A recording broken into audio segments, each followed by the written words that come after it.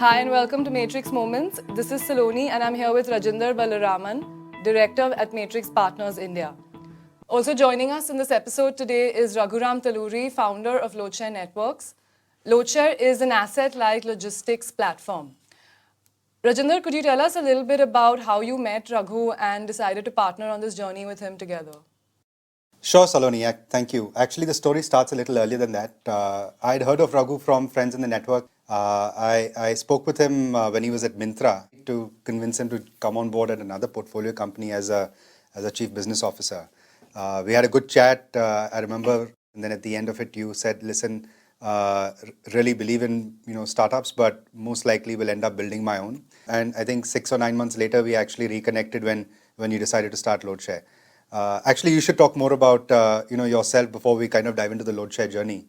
Sure. So, Saloni, Rajinder, thanks for having me over. I'm doing this for the first time, but would love to go through and see what this holds and share some of my experiences in the whole journey of building LoadShare with you guys. I'm a tier 3 guy. I grew up in a place called Bapatla in the Guntur district, then stayed in Ranchi and in Dankuni. In all total, I was just counting where all I've stayed and worked in, and that's around 20 states. But I'm now trying to build a logistics network in many of the places that I've stayed in.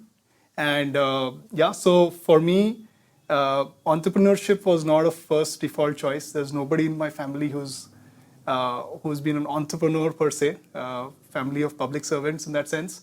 And for me also, it was not that I had entrepreneurship as an objective that I started with, just happened over time. That I felt that there is coming together of a great opportunity that I started believing in. The desire to actually say that, look, I understand the basic toolkit, and I think there is something that I can now create from scratch, and the belief that there is something that I can actually do it. I think these three things came together for me to jump into entrepreneurship. So one question, Raghu, that came to mind when I was actually just putting notes together and doing research for this episode was why the name LoadShare? What is the story behind choosing this name?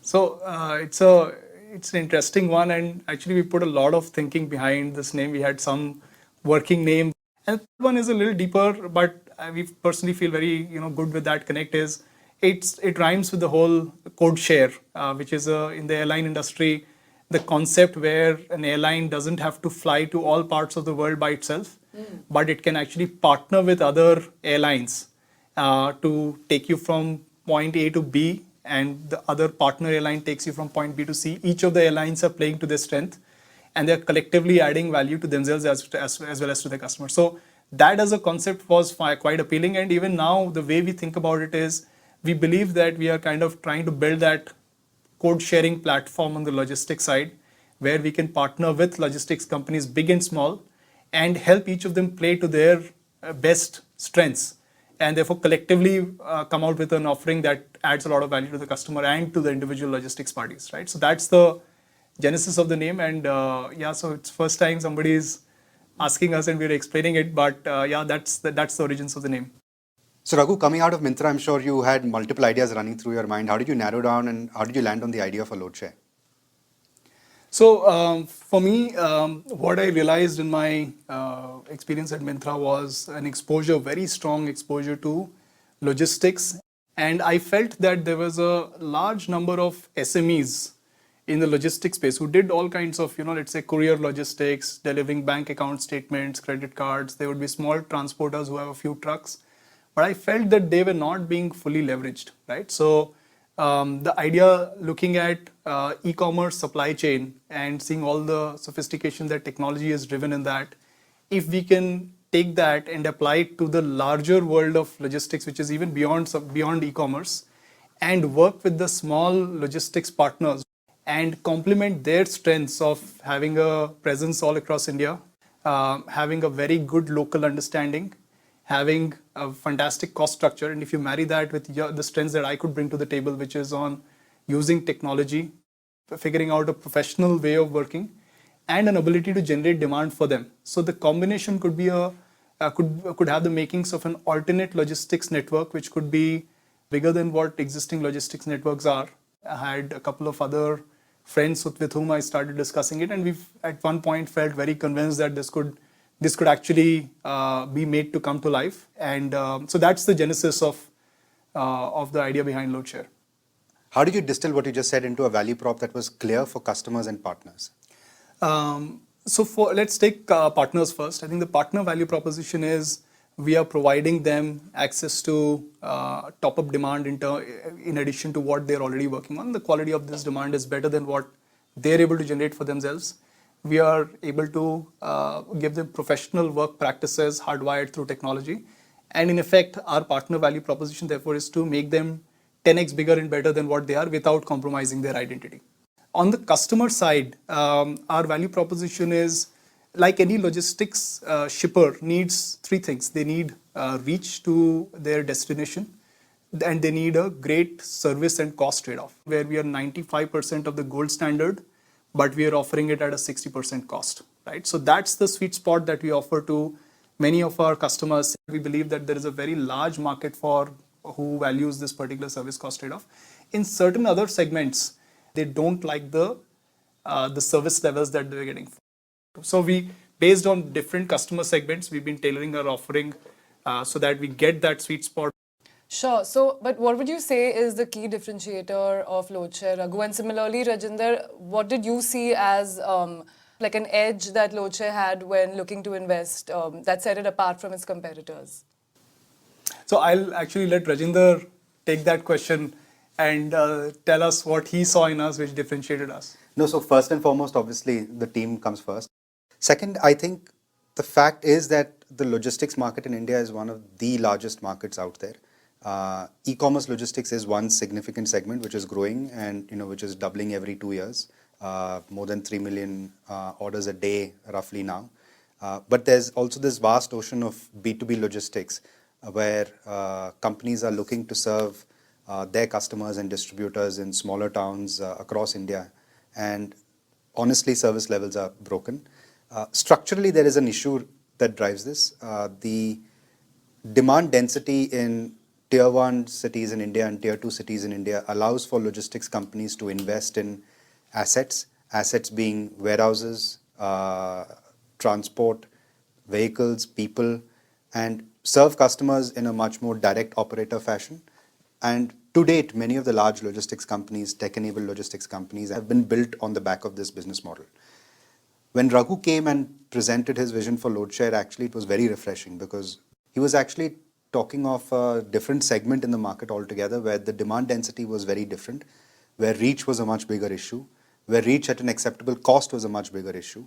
And frankly, we saw that most of the economic growth, e-commerce growth, digital growth, frankly, we saw growth in Tier 2 and Tier 3 markets in India accelerating, becoming a much larger percentage of the overall market over the next 5 to 7 years. And a key component of that would be a company like LoadShare being able to fulfill the demand that was getting generated. Honestly, between the team and the fact that this is the big market opportunity over the next 5 to 7 years, it was a no-brainer for us. And we're privileged to be in business with Raghu, Pramod, Rakeb, and the entire team. We've been spending time with all of them over the last 2-3 years, and honestly, the insight and the commitment they have to the business is just outstanding. Raghu, would you agree, would you concur that this is your key USP or key offering that sets you apart from competitors? Yeah, so I think just to maybe step back as to when we started the company, what were a set of beliefs that we had. And the biggest belief that we had was that logistics assets exist, right? So it's not a problem of assets not existing, but a problem that the logistics assets are not being managed optimally. To be very specific, I think the way we differentiate ourselves is, number one, the fact that we are a supply-first platform. So we think that in India, demand is not the challenge, like Rajinder said. It's a problem statement of who's going to get the demand across to the customer, the end customer, in the most acceptable cost-wise and service level-wise manner, right? So that's why we said, let's think about how do we get the right supply partners on board and how do we create a very compelling proposition for them. Sure. So that's one. The second one, I think, is an important differentiator because, again, the belief that me and Pramod and Rakeb, we have is that we believe that logistics in India is a problem overall, but it is much more acute in a regional manner. There are many large and high performing logistics companies that are coming up in the national scale, which are working on the trunk lanes. We want to be that company that is really attacking the problem where it is more acute, which is at a regional level. So we are building a regional logistics business, and that could be, for example, working in solving the logistics problem ex Guwahati for entire Northeast. It could be from ex Patna for entire Bihar, or ex Kolkata for entire West Bengal. And thirdly, I think what we've realized is that basis our background in B2C commerce, we said, look, there is obviously a lot of growth and opportunity there, but there's a very large world of B2B logistics. And I think what we've tried to do, which is unique, is to marry both of them. It could be large shipments that, for example, an FMCG giant would ship from its manufacturing location to its distributor, to its warehouse, to its retailer. So we serve clients who are B2B clients as well as B2C clients. And so far, we've seen mostly the logistics companies who've chosen to be either B2B or B2C. And we feel if we were to take the B2C network and the B2C sophistication, the way of working, B2C, I mean e-commerce, and apply that and try and leverage that for doing B2B. And because you're able to get synergies and you're able to allay your fixed costs, you're able to get a great proposition for cost. So that I would say those are the three big differentiators that LoadShare has vis-a-vis other conventional forms of doing logistics. How do you think about building a team for executing this opportunity? We're building for Bharat. And that comes with its own set of unique challenges. It's not easy for saying, okay, your team member has to be sent to Nagaland or is to work in Nagaland for some time, right? And I think the only way to do it is if you are able to, one, create a vision which is very, very compelling for them. And the second thing is, which is equally important, is you have to role model it yourself, right? So we've basically, Rakib, my co-founder, is actually relocated from Delhi to set up our whole Northeast network. Pramod, who's our CTO, actually spends a lot of time on the ground kind of seeing how technology is being adopted. I've personally gone and spent a lot of time, in fact, to the extent that I've gone and sat across a local goon to say, look, who was holding up our shipments, and say, look, you've got to give our shipments. So this is something that we've never done in our life, but it was important for us to do. And also there's a part of it which is you have to hire people who are up for the challenge. So that's been something that's worked for us. How did you go about the process of actually attracting this team that you just mentioned? So this is the hardest part of, not just for us, but for, I think, most entrepreneurs that I speak and I connect with. You have to tap into your networks. They are often the best source of people that you can get on board. I think the amount of help that we've got from both our investors, Matrix and Stellaris, on identifying the right people and actually helping us, that has been a phenomenal amount of help that we've got. So I think no easy answers on this. When did you know that the business model was truly working in the sense of PMF? Actually, I'll jump in on that one. I think, honestly, you never know exactly when. You have to create value for partners and you have to create value for customers. And what it means for customers is lower cost with improved or comparable service levels. And the second point is whether this is translating into a unit economic model that actually works for the company to be able to create value long term. Too many logistics companies have delivered value to either side of the marketplace without ever figuring out a real unit economic model. And I think what's unique and sets LoadShare apart is because it's been asset light from day one, and because they've always had this vision to work with local logistics companies who have that reach and lowest cost in their local market. I think the gross margin profile of this business has always been very, very attractive, and that's credit to you. So I think Rajinder said, I think hit it right on the head by the fact that the concept of PMF is that it's an evolving concept, right? So and you have to keep iterating at it, because what is PMF, what fit you've got for this particular scale, that might not work for a larger scale. So you have to keep iterating. But if I look at some markers of what is PMF for us, right? The fact that in the beginning, when we made a plan for how do we get partners on board, we said we have to put a lot of feet on street who are going to identify the partners and get them on board, etc. But what ended up happening is organically, we had a large pipeline of partners upfront who were coming and who said that, look, okay, we want to be a part of the network. So that for us was one aha moment, or one moment where we said, look, there is at least PMF on the supply side of the marketplace. The other marker for a PMF for us was that there were customers who were saying, hey, look, we want your help on this particular area or on this particular part of the supply chain. And I think if I summarize it, I think there's no better indicator of product market fit than the traction that you're delivering, right? So the fact that you're able to create revenues and you're able to continuously grow revenues, and you're able to see that across various geographies, and you're able to see, in line with that, unit economics for the company also being healthy, then that's at least a good marker that where you are, there is a good semblance of a product market fit. So what would you say, Raghu, have been your the highlights or reflections of working with Matrix, Stellaris? So we just don't look at investors as providing capital. We also look at tapping into their ability to dispassionately look at the business, to think about the business from first principles, to share with us from their pattern recognition across various different companies that they've seen who are much further in the life cycle than we are, and give us good objective guidance on what can we do better. In particular, I think there's one point when I think about what was the place where really this came alive for us is maybe 6 months back or so, we had a situation where we were thinking about, are the unit economics headed in the right direction or not, right? Or can we do better?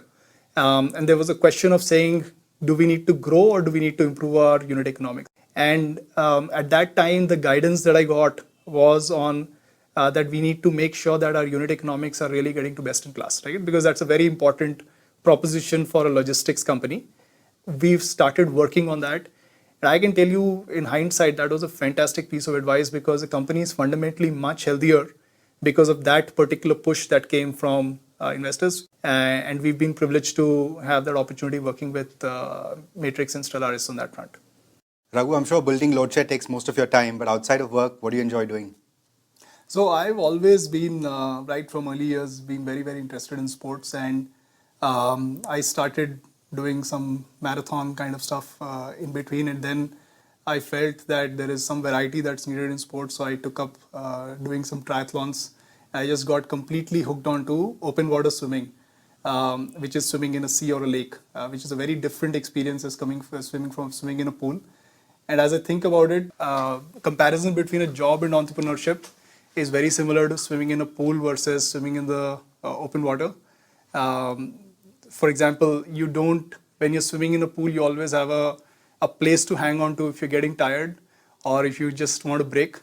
When you are out in the sea, there is nothing to hold on to. There is no limit to the depth of the depth compared to like in a pool. It's a much more safe confines in that sense. And there are many other external forces, currents that you actually are exposed to, and you have to maneuver around that. You have to get comfortable with that, and you have to maneuver around that, rather than a pool where there's a safety net and there is no such risk. But the fundamentals of it is that you need to know how to swim well, right? Whether in a pool or not. If you had to leave with one piece of advice for our listeners of building LoadShare. Yeah, so I think for me, if I have to reflect on what's been the hardest part in this whole journey, I think the realization that the buck stops with you, right? So and like in open water swimming, there are no edges to grab at, right? And you have to be radically honest to yourself. You have to keep marrying what you want to do in the long-term vision with the day-to-day realities. You have to understand what things you can influence versus where you have to drift along a little bit, and which problems you can solve now and which ones you have to sidestep, right? So I think that candidness and honesty with yourself to say, look, this is what I can do, and this is how I kind of don't delude myself into thinking that with just the long-term vision, but be very, very grounded. I think that's very, very hard, and that's something that I keep trying to do quite a bit. The other one that I'd say, and this is the part on advice to anybody who's starting off, is this is a lonely and a tough journey. So you have to surround yourself with, one, you need to be very, very passionate and clear that this is a problem statement that truly excites you and that you will go any lengths to solve, right? And the second part of it is that you need to, in this journey, you need to have with you the right set of people who will be with you. In my case, I've been exceptionally lucky to have Pramod and Rakib as co-founders in this whole journey. You have somebody to bounce off with and kind of collectively come out with solutions when they're going to get stuff. Also, I would say getting the right set of people who can add value to you in the business overall as business partners. It could be investors, whoever. I think it's very important to line that up and make sure that you have the best flying formation for tackling that particular problem the way you want to do it is, I think, absolutely critical. And in my case, I think I also want to call out that having a supportive family, because it's a very tough job just making sure that you have the right family construct and family setup that kind of allows you to go out and do this, I think is equally important. Thanks, Raghu. Thank you for taking out the time. We appreciate you doing this with us. And thanks, Rajinder, for joining us on this episode. Thanks, Saloni and Rajinder. I think it was fun doing this. Hope it's been interesting, if not helpful to people, the listeners. Thank you for listening, and you can find the transcribed version of this podcast on matrixpartners.in. You can also follow us on Twitter and LinkedIn for more updates.